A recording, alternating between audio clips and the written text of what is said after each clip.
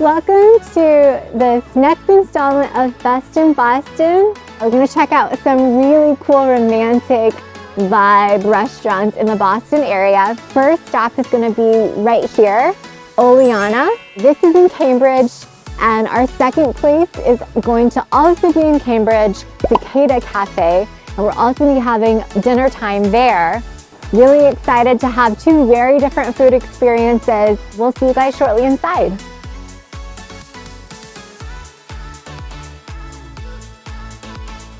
So now we're inside Oleana. This is one of the most special occasion in general, but like romantic special occasion restaurants in the area. This is a beautiful environment. Behind me is a beautiful garden and outdoor seating, which is great if you want to come here in the summer. This restaurant is Mediterranean, but it's definitely got a Turkish bent. The head chef is named Anna, and she and her husband have a really great collab. He owns a farm where they grow all their vegetables and source directly into their ingredients. They say that her cooking method is like very seductive and spice forward. So we're expecting really tasteful, really innovative, authentic Turkish inspired food here. There are larger plates here, but we opted for smaller plates because it's the first time. We got 3 cold plates and 2 warm plates, hot plates. Hot is better than warm. So these are deviled eggs with fresh tuna and also black olive on top. It's like a really well decked out pile of ingredients on top of these eggs. Looks good. Okay, this is gonna die in my hand if I keep holding it, so I'm gonna eat it now.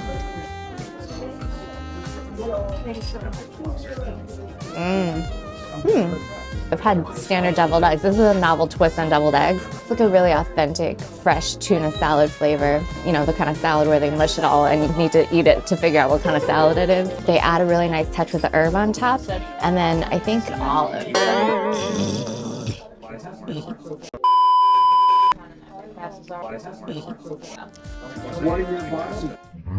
I think I needed to eat that olive to really enjoy this egg. The salt brings out a lot more depth of flavor in the rest of the package. I really like that now. Here's the topik. This is stuffed potato hummus, pine nuts, currants, tahini, and radish. Nice fresh cucumber slices on the side. All of it's delicately sprinkled with beautiful topping and even more amazing sauce on the side here. I've never had topik personally, so this is a surprise from beginning to end. I do not know what I will discover. That is indubitably one of the best bites of hummus I've ever had. Yes, this has got to be the currants. This tastes like caramelized onion. It makes me really want to dip bread in this. I think I'm just going to do the bread too. So this is za'atar, and it's very bouncy and spongy. It kind of reminds me of focaccia. Cold focaccia. Okay. I really like the seasoning on this bread. It's like a deeper, more rebellious rosemary. It's so robust, saturated, and penetrated with herbs. I'm a big fan of this bread. I love how many different combinations are possible with your imagination in this plate. That's really messy good. These 3 elements together, it's like a perfect package of flavor. I think this is really novel in terms of the combination. Okay, so this is the hummus that's supposed to go with the za'atar bread. So this is the rightful pairing. This guy's got whipped yellow lentils, cucumber, fried garlic, and almond. I think this is what's the hummus underneath here. A lot brighter and lighter than the hummus that maybe we're used to getting in supermarkets. I'm just gonna take a whole thing of this bread and pair it with its rightful component. There's no way that this can't be good, right? This tastes like it goes with the bread, even more so. I think there's dill, and I'm a big fan of dill. And already a ton of herbs on this bread too, and so I think they just play so well together, dancing together in such a beautiful way. Forget what I just said with the 3-element combination. This is my favorite combination. This, my friends, is the gold mine of the Mediterranean region. I just want to take this entire thing, dump it over the bread, and stuff it in my face. They have a new expression these days, farm to fork. Fresher than farm to table. As immediate as you can get from the garden to your plate and your table. I don't have a fork right now, but think about it metaphorically.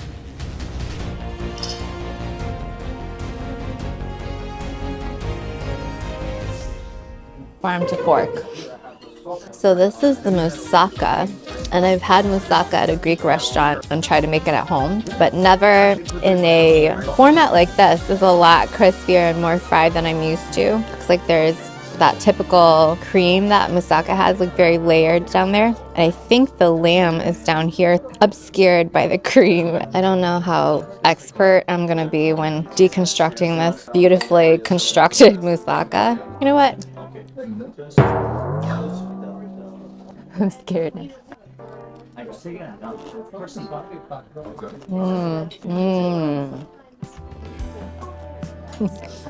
I appreciate cold plates the way that I appreciate salad. The hot plates are where it's at here. This is a lot more depth of flavor. The oil, the crisp, the lamb immediately hits me, and I am overcome and overwhelmed by joy.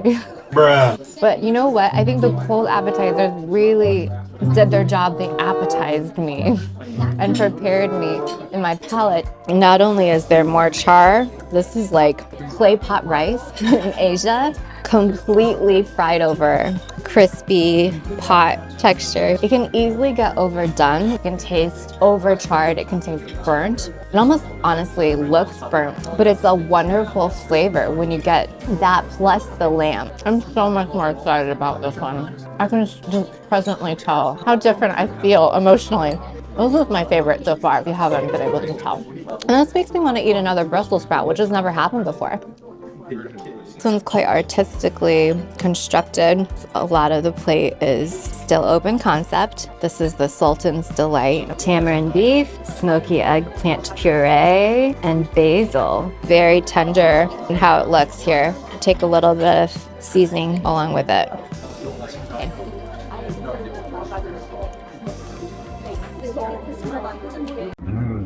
The flavor is amazing. It's that deep flavor that comes from like braising or like stewing and then like baking, almost like an umami level of depth here. So you see this? Look, here, the strands are just falling apart. See, it slowly deconstructs with a spoon. And I'm really happy about the fat because the flavor is already super on point. And I think it's lovely how much cream this hummus adds to it, as if the fat isn't creamy enough. I'm not a big like beef cut person where I can classify the different like sections of the beef. You know those diagrams where they tell you what body part of the beef of the cow equates to the cut of the beef? Yeah, duh. The stringiness in like a very tender fall apart way is very briskety, so it's very likely that this is a brisket cut. A really fatty, well cooked, satisfying chunk of brisket is really hard to stop eating.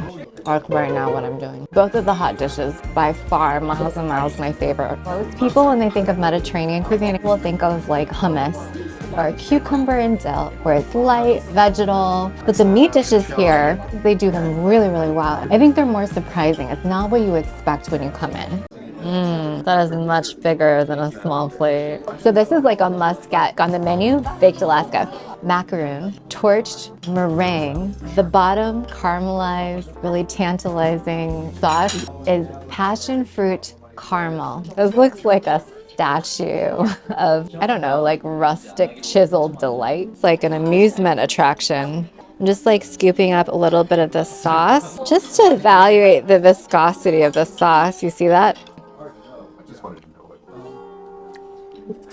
I would put that on my pancakes. I would put that in my smoothies. I would put that in a mixed drink. So I'm gonna take this and just drizzle it. I feel like, you know, that's like what aesthetically inclined vloggers do, right? Like they just do things that look the way that the chef cooks, very seductive. It peels ever so satisfyingly off. Inside here, it just looks like a cliff of snow. And then when you dip it in here, you could get fat off of it for days. This is the perfect pillowy texture. A slight char on the very, very, very outer edge, but then just like fluff Oh, you know marshmallow fluff? It's just like commercialized fluff. It's just a bunch of sugar in different formats. Wow. That is more sugar than I've consumed in a while. I don't think I can finish this. A few moments later. Half of this thing is gone, and I've unearthed some caramel colored gold here. So let's try it.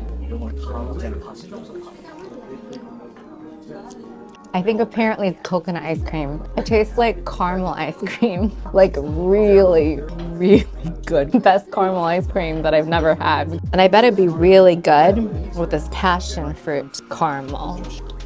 That's perfect. If you feel like you can't finish it, cut half of it off and get to this caramel-esque ice cream. This has been a really eye-opening experience. Every dish here is reliably well done. Cold, hot, very savory, very creamy, very hummus-enriched place. You can't really go wrong, which is the great news about coming to this place. You see the chef's potential in transforming ordinary ingredients into beautiful combinations that are very balanced, but also deep and rich.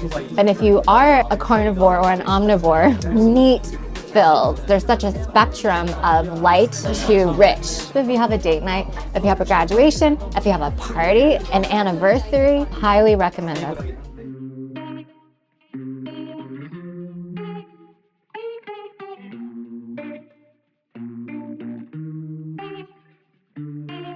Now we're here outside of Cicada Cafe.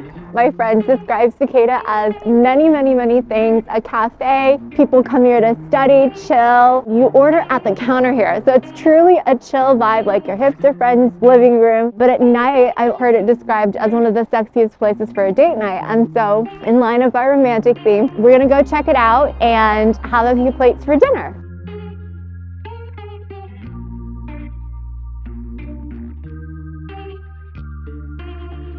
So now we're seated inside of Cicada. As you can tell in the video, the ambiance is so different at night. More of that red tone lighting, angled lighting from candles. The origin of the co-founders is in northern Vietnam. The coffee culture over there is drawing from a lot of Thich Nhat Hanh's teaching. Live slowly to understand deeply, which I think is very countercultural and also aligns with my beliefs and convictions. I believe the founders are Lay, and I watched a tutorial to pronounce his last name because I really wanted to do it right. Huyen. Pretty straightforward once you know, right? We're gonna try a scattered selection from top to down on the menu. The comfy banh mi that this place is known for, I know my friend recommended. The noodle game seems strong, so we're gonna do a noodle dish. Sushi grade salmon pho bowl. Green papaya salad supposed to be good. I think we're also gonna get the duck confit noodle soup because I like duck confit and I like noodle soup. This is the longest, widest, and or tallest, best use of eggplant I've seen probably in any restaurant. We're gonna take a green onion chop bite. Immediately tastes nutty. Really impressed by how much liquid is in this dish. Sometimes the liquid and the flavor don't get all up in the eggplant, but this eggplant, it's just delicately oiled and also really, really nutty. And the nuttiness goes really deep in that bite. Also just a little bit of vinegar and zing on top. I don't think I've tasted eggplant that's this particular flavor profile before. I'm a big fan of this eggplant. Really refreshing, and it's a palate opener. I mean, the preparation is very beautiful with this. I hate to dethrone this tower, but I'm gonna dethrone the tower. Ooh, it's very satisfying how you have to tear that apart and dip that in this really nice sauce at the bottom. The papaya is very crispy. You taste that crunchiness, not as much sweet, which is interesting. The basil adds the most important herbal kind of pop. I taste sour. I taste a little bit of nutty. I definitely taste the basil with the herb, but as it is, very light and refreshing and crunchy. I highly recommend, after you admire the beauty of the tower, that you just like stir it all up in the sauce, because the sauce really softens the papaya, gives it a ton more flavor. This is much better in terms of how it tastes. Okay, this is fresh cured sushi grade salmon pho noodle bowl. See, as you dig it up, it looks like almost like a pesto. texture, that nutty, oily flavor. I'm gonna get this bite. This bite looks really good.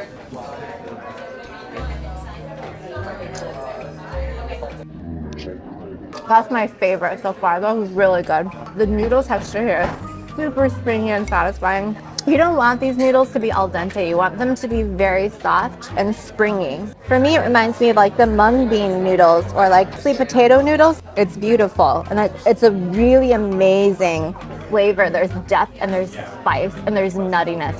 This is the kind of satisfying bite. If I'm like starving and I want something light and refreshing, I would go for this 9 times out of 10. Also, just some of my favorite ingredients put into the same place. I love the fresh sushi grade fish, like salmon especially. Very delectable, soft, melt in your mouth texture. I love the nutty, thick, rich pesto. With whatever they put in this pesto-like sauce, especially, is so satisfying. Even the cilantro with that sauce over it is amazing. But it's so beautifully done. This is a really well prepared bowl. I could very easily finish this and forget about everything else that I have to eat today. All right, let's go for this duck confit noodle soup. And I believe it's got the same noodles as that pho bowl that we just had. Ooh, this is a nice kind of organic bite. This looks amazing. So much duck too. This tastes very ducky. That shiitake mushroom was such a good idea. It's like that earthy, soft, chewy mushroom, but it's got really special texture. With these noodles, which are equally soft and springy as they were in the pho bowl, I wasn't sure what to expect with the duck confit because everyone makes duck confit differently. And I also have had 2 duck confits in my life. The duck is so tender. It's not like gamey. I can taste the duck infusing the flavor, but it's still very light and nourishing. It doesn't have the same spicy, nutty, deep texture as the pho noodles. So if you want something satisfying, like comfort foodie, this is a really good bowl of noodles. I think it's an excellent option for like a romantic winter escapade at night. And look how silk sheety this is. Can't use this as curtains. I'm leaving the soup here, so I should combine it with the sandwich. All right, here is the duck confit in banh mi format, encapsulated in really crispy artisanal-like bread, freshly sourced, I believe, locally. Very similar, familiar ingredients. The radish and cucumber makes an appearance here again. There's a nice layer of paste. I'm gonna take one solo bite of this and then mix it with the noodle soup.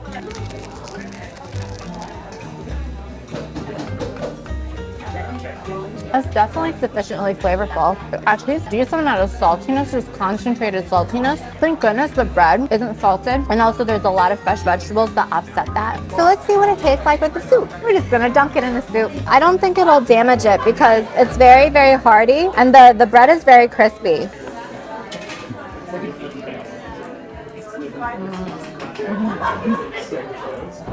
Here's the best way to eat this. That's really good.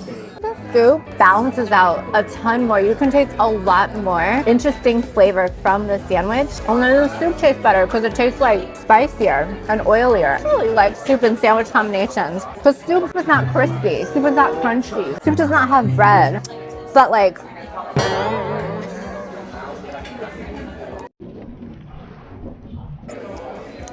I knew that wouldn't really be a good idea, but it's not bad. Together, the sandwich and soup combination is my favorite thing here. Just because I like variety, I like things that complement each other.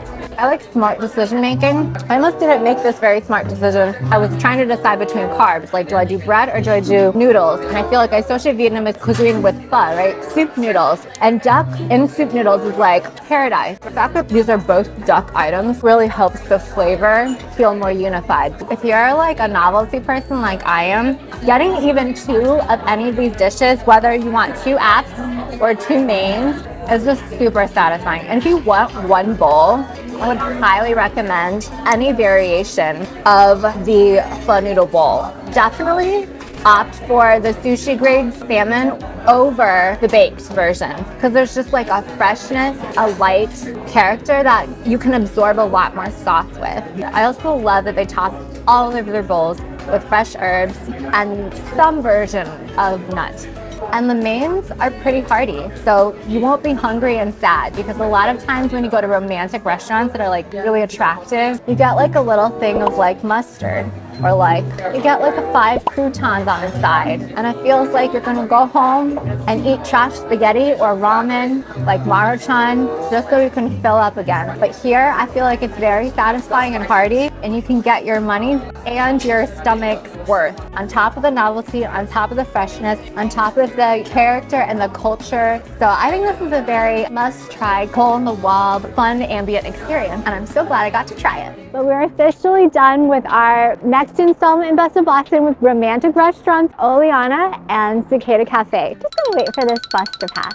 Oleana was a lot more small plate, very high class and classy. Out of all the plates at Oleana, the baked Alaska with its syrupy lake at the bottom, fluffy meringue, and ice cream in the center was probably one of the most sophisticated pieces of food, if you could even call it that. It was just like heaven.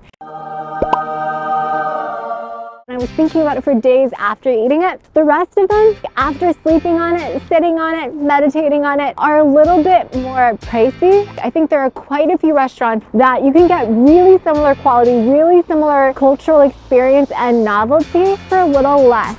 Definitely, if you're craving dessert that is like 10 layers of lovely, heavenly goodness, I would go for the Baked Alaska shamelessly, just to eat that. But this place, Cicada Cafe, definitely more versatile all day. It transforms into a wine bar at night. It is very different. You order from the counter. It's a lot more active than classy. You just sit there and wait for the food to arrive. But I think that's part of the charm of it. I would definitely come back to Cicada, maybe next time to try their black rice. And that concludes our video for this time. Until next time, thanks and bye.